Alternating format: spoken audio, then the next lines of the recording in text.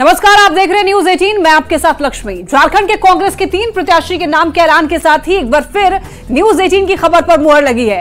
कांग्रेस की ओर से जारी लिस्ट में महागामा की कांग्रेस विधायक दीपिका पांडे सिंह को गोड्डा से उम्मीदवार बनाया गया है और उनका मुकाबला बीजेपी प्रत्याशी निशिकांत दुबे से होगा, जबकि पूर्व मंत्री केएन त्रिपाठी चतरा से उम्मीदवार होंगे। तो वहां उनकी भिड़ंत भारतीय जनता पार्टी प्रत्याशी कालीचरण सिंह से होगी। अगर धनबाद की बात करें तो धनबाद से कांग्रेस ने पार्टी विधायक अनूप सिंह की पत्नी अनुपमा सिंह को उम्मीदवार बनाया है और वो बीजेपी प्रत्याशी ढुलू महतो से दो हाथ करने वाली हैं। तो फिलहाल रांची सीट से उम्मीदवार के नाम का ऐलान नहीं हो पाया है।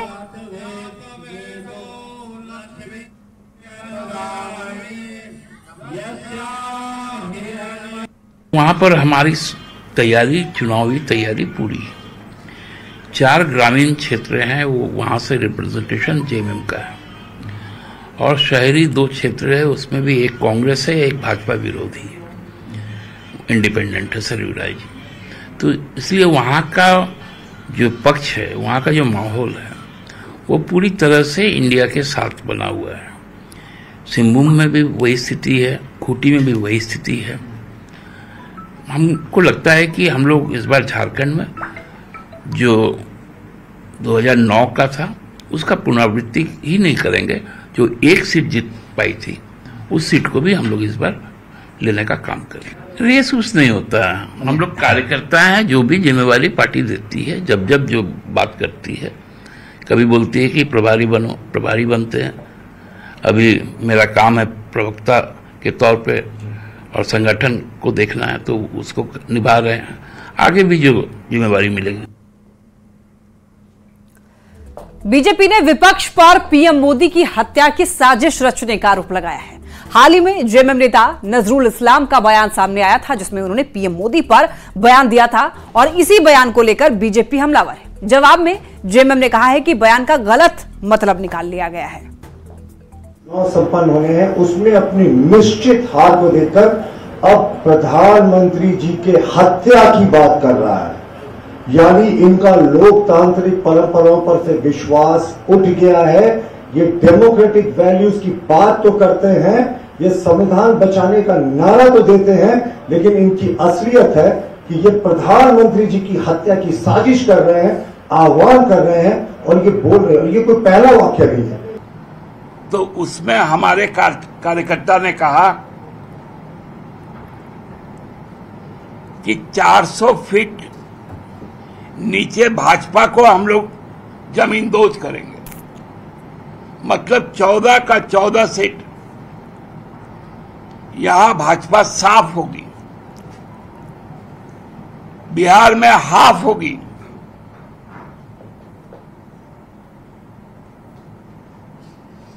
ये आशय है। लोहरदगा में 2 चिर प्रतिद्वंदी आमने सामने हैं। बीजेपी से समीर उरांव किस्मत आजमा रहे हैं, तो कांग्रेस प्रत्याशी सुखदेव भगत एक बार फिर चुनावी मैदान में ताल ठोक रहे हैं।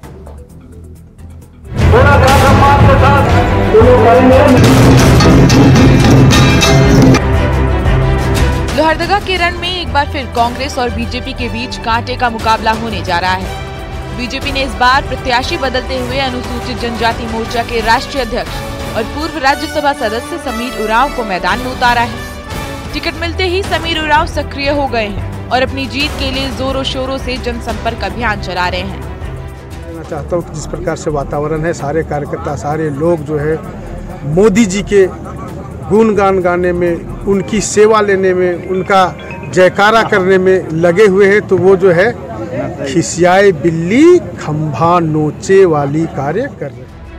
2019 के चुनाव में बीजेपी प्रत्याशी सुदर्शन भगत और कांग्रेस प्रत्याशी सुखदेव भगत के बीच आमने सामने टक्कर हुई थी। उस समय मोदी लहर के बावजूद सुदर्शन भगत 10,363 वोट से जीत सके थे। इस बार कांग्रेस उम्मीदवार सुखदेव भगत बीजेपी प्रत्याशी समीर उरांव पर मुखर हो गए हैं और दावा कर रहे हैं कि लोहरदगा से कांग्रेस की जीत तय है।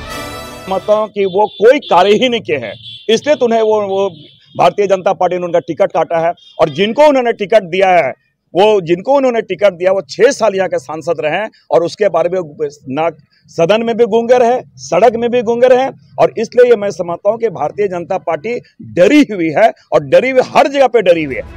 लोहरदगा में अब तक कांग्रेस और बीजेपी के बीच 9 बार आमने सामने का मुकाबला हो चुका है। इसमें से 6 बार बीजेपी की जीत हुई है, जबकि कांग्रेस को सिर्फ 4 बार ही सफलता मिल सकी है। ऐसे में लोहरदगा के चुनावी मैदान में जीत हासिल करने के लिए कांग्रेस उम्मीदवार सुखदेव भगत ने एड़ी चोटी का जोर लगा दिया है, तो बीजेपी प्रत्याशी समीर उरांव लगातार चौथी विजय दर्ज करने के लिए गांव-गांव में जनसंपर्क अभियान चलाने में जुटे हैं।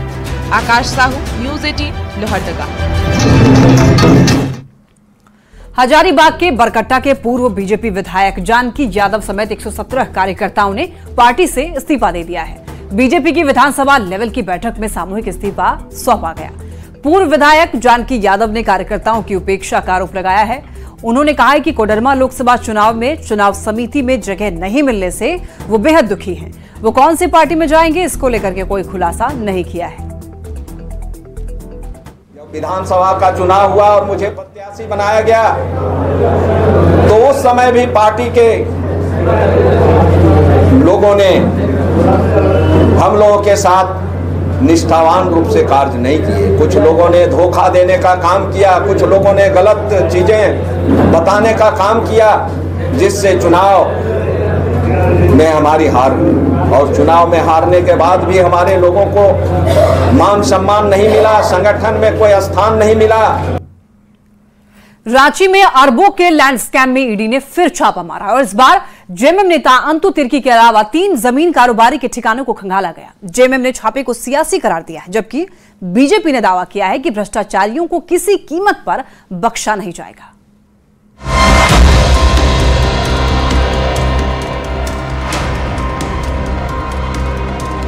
रांची में एक बार फिर ईडी की ताबड़तोड़ छापे से सियासी हलकों में हड़कंप मच गया। सुबह होते ही ईडी की टीम औरंगाबाद में जेएमएम नेता अंतु तिर्की के घर जा पहुंची और चप्पा चप्पा खंगालने लगी। हाल में उजागर हुए लैंड स्कैम में कई बार अंतु तिर्की का नाम सामने आया था। कोकर में कंस्ट्रक्शन के व्यवसाय से ताल्लुक रखने वाले प्रियरंजन सहाय के घर पर भी छापा मारा गया। इसके अलावा जमीन कारोबारी शेखर कुशवाहा के ठिकानों पर भी छापेमारी की गई। जेएमएम और कांग्रेस ने रेड को सियासी करार दिया है। लगातार ईडी का जो यहाँ दमनकारी कार्य हो रहा है, वो बताता क्या है कि आप चुनाव हार रहे हैं। खिसियानी बिल्ली खंबा नोची।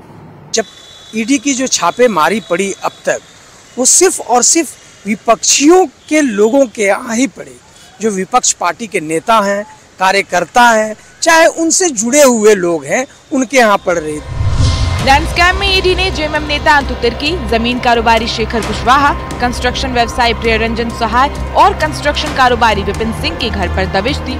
जमीन घोटाले में गिरफ्तार मोहम्मद सद्दाम ने इन आरोपियों का नाम उगला था। इसी आधार पर इन चारों के ठिकानों को खंगाला गया। बीजेपी ने कहा है कि भ्रष्टाचारियों पर कड़ी कार्रवाई जारी रहेगी। जो गलत किया है उसको तो जेल जाना ही पड़ेगा। और ईडी परत दर परत, चूंकि जो भूमि घोटाला का जो मामला है, जो जमीन घोटाले का मामला है, उसके एक से एक किरदार धीरे धीरे निकल करके सामने आ रहे हैं। किस प्रकार से कॉन्स्पिरेसी की गई, किस प्रकार से साजिश रची गई।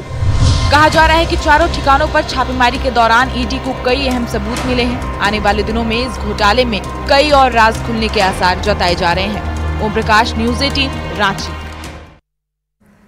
गढ़वा के डीसी शेखर जमुआर की बेटी साक्षी जमुआर ने तीसरे प्रयास में यूपीएससी की परीक्षा में बाजी मारी है। उन्हें देश भर में 89 रैंक मिली है और इससे पहले साक्षी 68वीं बीपीएससी परीक्षा भी पास कर चुकी हैं। बेटी की सफलता पर डीसी पिता शेखर जमुआर और मां रीना जमुआर ने खुशी जताई है। मैं बोलता भी था दोनों बच्चों को, बेटा कुछ भी बनना, अपने बाप से बड़ा बनना। And she has proven. बाप तो एक प्रमोटी आईएएस बनकर यहाँ पहुंचा है, बिटिया डायरेक्ट आईएएस बने, आईपीएस मिले, क्या मिले तो देखा। बहुत खुश है, सारे लोग बहुत खुश, सारे लोग। लगता है जिंदगी का एक मकसद था, हर स्टेज में जो मकसद था हम लोगों ने चरितार्थ किया है। ये मेरा 3rd अटेम्प्ट था और सफलता इसलिए मिली क्योंकि मैंने मेहनत करी थी और मैंने स्टार्ट किया था इस एग्ज़ाम के प्रिपरेशन के लिए कॉलेज के टाइम से। मैंने कॉलेज में पढ़ाई की, उसके बाद मैंने कोचिंग ली, ऑनलाइन कोचिंग, और घर से ही पूरी तैयारी की। बेटी की इस सफलता पर हम लोग अपने आप को बहुत गौरवान्वित महसूस कर रहे हैं। माँ बाप के लिए इससे बड़ी खुशी और कुछ नहीं हो सकती है। मेरी बेटी बहुत मेहनत भी की, इसमें कैलिबर था, इस चलते आज ही यहाँ तक पहुँच पाई। यूपीएससी का रिजल्ट जारी हो चुका है और इस परीक्षा में देवघर के आदित्य केशरी ने 503 रैंक हासिल कर अपने परिवार के साथ ही पूरे जिले का नाम रोशन किया है। आदित्य के घर में जश्न का माहौल है। माता पिता और बेटे की इस उपलब्धि से बेहद खुश हैं। तो वहीं आदित्य का ये कहना है कि उन्होंने यूपीएससी के लिए सेल्फ स्टडी की है। से बढ़ के ज्यादा खुशी और क्या मिल सकता है। तो था ही, पढ़ाई में भी बहुत अव्वल था। बचपन से ही मतलब हर समय इसका रिजल्ट बहुत ही अच्छा आता था और पढ़ाई के तरफ इसका बहुत रुचि था। बहुत ही ज़्यादा अच्छा लग रहा है। मुझे इसके रिजल्ट निकलने से पहले ही पता था कि ये डेफिनेटली इसका यूपीएससी में सिलेक्शन होगा ही, क्योंकि मैं इसको बचपन से ही देखते आ रही हूँ और मुझे अपने भाई पे पूरा यकीन था कि ये यूपीएससी क्लियर करेगा ही। ये इसी टाइप का लड़का ही था। केंद्र सरकार ने झारखंड क्रिकेट एसोसिएशन और कंट्री क्रिकेट क्लब के खिलाफ भ्रष्टाचार के आरोपों की जांच शुरू कर दी है। कॉर्पोरेट मामलों के मंत्रालय ने एक निर्देश जारी किया जिसमें जेएससीए के पूर्व अध्यक्ष दिवंगत अमिताभ चौधरी की पत्नी निर्मल कौर की शिकायत पर ये केस दर्ज की गई। शिकायत जांच करने का निर्देश दिया गया। जेएससीए प्रशासकों पर धन के दुरुपयोग और धांधली चुनाव कराने का आरोप लगाया गया। बताया जा रहा है कि इंस्पेक्टर रैंक के अधिकारी को जांच का जिम्मा मिला है। सरकार ने आदेश दिया है जेएससीए और उसके अधीन कंट्री क्रिकेट क्लब के जांच का। इसका हम स्वागत करते हैं। हम काफी समय से कह रहे हैं कि मेरे पिताजी अमिताभ चौधरी के निधन के बाद जेएससीए के संसाधनों का और बीसीसीआई से मिलने वाली धनराशि का बड़े पैमाने पर दुरुपयोग किया जा रहा है और जेएससीए पर ऐसे लोग काबिज हो चुके हैं जिन्हें क्रिकेट की कोई समझ नहीं है, जिनका समाज सेवा या खेल प्रेम से कोई वास्ता नहीं है और हमें उम्मीद है कि इस जांच में वह तमाम तथ्य सामने आएंगे जिससे ये आरोप सिद्ध हो पाए। वेस्ट बोकारो ओपी क्षेत्र में रोड सेल की आड़ में अवैध कोयला तस्करी की जा रही थी और इसका खुलासा तब हुआ जब पुलिस ने कोयला लदे एक ट्रक को जब्त किया। ट्रक में 18 टन कोयला रुद्र इंटरप्राइजेस के नाम पर लोड किया गया था। इस ट्रक को बिहार की डेहरी जाना था, लेकिन ट्रक ड्राइवर इस पर 15 टन अवैध कोयला लोड कर ट्रक लेकर भागने की फिराक में था। इसकी जानकारी मिलते ही सीसीएल के सुरक्षा कर्मियों ने ट्रक को रोका तो ड्राइवर मौके से फरार हो गया, जिसके बाद मामले की जानकारी पुलिस को दी गई। पुलिस ने मौके पर पहुंचकर गाड़ी को जब्त किया। मामले पर ज्यादा जानकारी दे रहे हैं संवाददाता जावेद खान। कोयले का काला खेल का भंडाफोड़ हुआ है। दरअसल ये जो ट्रक देख रहे हैं इसमें सीसीएल झारखंड उत्खनन परियोजना रोड सेल से लगभग 18 टन कोयला लोड किया गया था। बाद में ट्रक रूट बदल करके केदला ओसीपी पीओ कार्यालय के आगे में जाकर के इसमें 15 टन अवैध कोयला को लोड किया और इसे दूसरे रास्ते से खपाने के लिए ले जाया जा रहा था, लेकिन इस बात की भनक सीसीएल सुरक्षा कर्मियों को लग गई। उसके बाद स्थानीय वेस्ट बोकारो पुलिस को सीसीएल के सुरक्षा कर्मियों ने इस बात की सूचना दी। पुलिस ने तत्काल कार्रवाई करते हुए ट्रक को मौके से पकड़ लिया, जबकि इस दौरान वहां से ड्राइवर फरार हो गया। बताया गया कि इस ट्रक में रोड सेल के माध्यम से झारखंड उत्खनन परियोजना में लगभग 18 टन कोयला लोड किया था। बाद में ये जो ट्रक है रूट बदल करके केदला ओसीपी पीओ कार्यालय के आगे बने अवैध डिपो से और 15 टन कोयला इसमें लाद लिया और वो यहाँ से निकलने के फिराक में था। ऐसा हुआ है। जावेद खान, न्यूज़ 18 रामगढ़। जमशेदपुर पुलिस को बड़ी सफलता मिली है, जहां पर उलीडीह थाना क्षेत्र के NH-33 में दिन दहाड़े सनी यादव की हत्या करने वाले 7 आरोपियों को पुलिस ने गिरफ्तार कर लिया है। पुलिस ने साथ ही आरोपियों के पास से 7 पिस्टल बरामद किए हैं, 14 जिंदा कारतूस बरामद किए हैं, बाइक और ऑटो भी जब्त किया गया है। वहीं मामले का खुलासा करते हुए एसएसपी किशोर कौशल ने यह बताया है कि कुछ दिन पहले प्रदीप नाम के शख्स की हत्या की गई थी, तो ऐसे में प्रदीप के भाई ने अपने भाई की हत्या का बदला लेने के लिए सनी की हत्या का प्लान बनाया। आरोपी को शक था कि सनी उसके भाई की हत्या में शामिल था। फिलहाल पुलिस मामले की आगे की कार्रवाई कर रही है। के पूर्व में जो सन्नी यादव है, सन्नी यादव बेसिकली प्रदीप सिंह जो हत्याकांड हुआ था, उसके पश्चात राजा सिंह कुछ दिनों पूर्व उनकी भी हत्या हुई थी। उसमें ये प्रवीर और इसका जो है एक तरीके से गैंग इन्वॉल्व था। और सन्नी यादव जो है वो कहीं ना कहीं प्रदीप हत्याकांड में शामिल तो नहीं था, लेकिन इन लोगों को ऐसा लगता था कि ये भी जो है, जो अभियुक्त प्रदीप हत्याकांड का जो मुन्ना सिंह जो जेल में है आज के डेट में, उसके शागिर्द है, उसके साथ का है। और पिछले कुछ दिनों पूर्व ये भी एक बात सामने आई है, हालांकि इसका पूर्णतः सत्यापन अभी किया जा रहा है। झारखंड के सबसे बड़े अस्पताल रिम्स के इमरजेंसी वार्ड में अब व्यवस्था दुरुस्त करने की तैयारी की जा रही है। रिम्स के ट्रॉमा सेंटर के एचओडी पीके भट्टाचार्य की माने तो अब रिम्स के मरीजों को इमरजेंसी में कैसे बेहतर सुविधा मिल सके, इसे लेकर विभाग नई पहल करने जा रही है, जिसके तहत भीड़ को कैसे कंट्रोल किया जाए, डॉक्टरों की कमी को कैसे दूर किया जाए, इसको लेकर के भी प्रबंधन इंतजाम करेगा। हमें डायरेक्टर साहब ने जिम्मेवारी दी है कि इमरजेंसी में सुधार करना है और हम पूरे तन मन धन से कोशिश में लगे हुए हैं कि किसी भी हालत में यहाँ की व्यवस्था ही नहीं, अब मरीजों का इलाज का प्रोसेस हो गया, मशीनों की स्थिति, इंफ्रास्ट्रक्चर से रिलेटेड जो चीज़ें हैं, भीड़ को संभालने से रिलेटेड जो चीज़ें हैं, जो भी चीज़ें हो सकती हैं उसमें हम बहुत एग्रेसिव तरीके से लगे हुए हैं। ईडी की रेड से जुड़ी एक बड़ी खबर सामने आ रही है। आपको बता दें कि लैंड स्कैम में ईडी की रेड खत्म हो चुकी है। जेएमएम नेता अंतु तिर्की हिरासत में है, विपिन सिंह ईडी की हिरासत में। और आपको बता दें कि बयान लेने के लिए ईडी दफ्तर ले जाया गया है। 4 ठिकाने पर ईडी का छापा पड़ा, दस्तावेज और डिजिटल उपकरण जब्त किए गए हैं। 13 घंटे तक ईडी का छापा पड़ा। और आपको बता दें कि अंतु तिर्की अब हिरासत में लिए गए हैं। जेएमएम नेता अंतु तिर्की ईडी की हिरासत में है, साथ ही साथ विपिन सिंह भी ईडी की हिरासत में है। ज्यादा जानकारी देंगे संवाददाता ओम प्रकाश हमारे साथ जुड़ रहे हैं। ओम प्रकाश, क्या कुछ अपडेट है ईडी की रेड को लेकर? ईडी की टीम जो है वो तमाम लोकेशन पर 4 लोकेशन है रांची में, वहां पर रेड कर रही थी। जमीन घोटाले से जुड़ा हुआ ये पूरा मामला था और इसी सिलसिले में इन 4 लोकेशन पर, जिसमें अंतु तिर्की, राजेश कुशवाहा, विपिन सिंह और प्रियरंजन सहाय, इन चारों के ठिकानों पर छापेमारी हुई थी।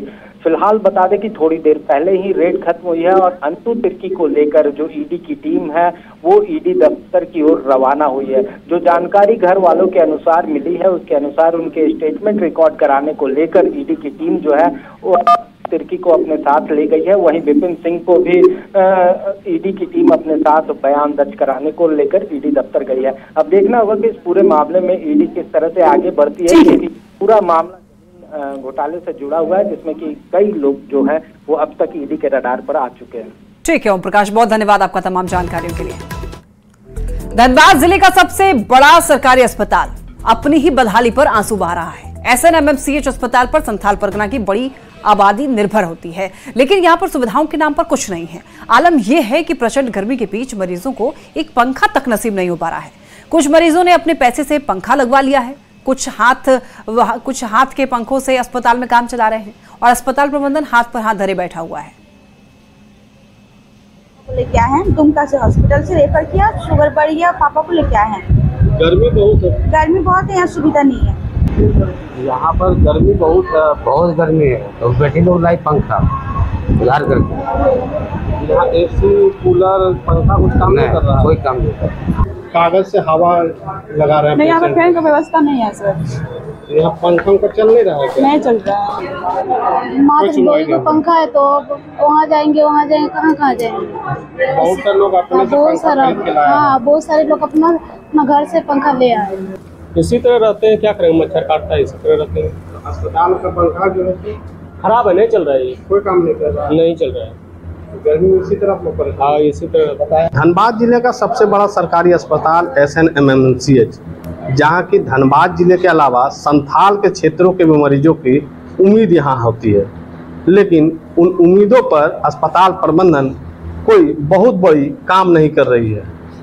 यहाँ गर्मी के मौसम है और गर्मी में यहाँ के मरीज को जो सुविधा अस्पताल प्रबंधन से मिलनी चाहिए वह नहीं मिल पा रही है। अस्पताल के ज़्यादातर पंखे खराब पड़े हुए हैं और जो मरीज है वह हाथों से पंखे डुलाकर अपने मरीज को राहत देने का काम इस गर्मी में कर रहे हैं। संजय गुप्ता, न्यूज़ 18 धनबाद।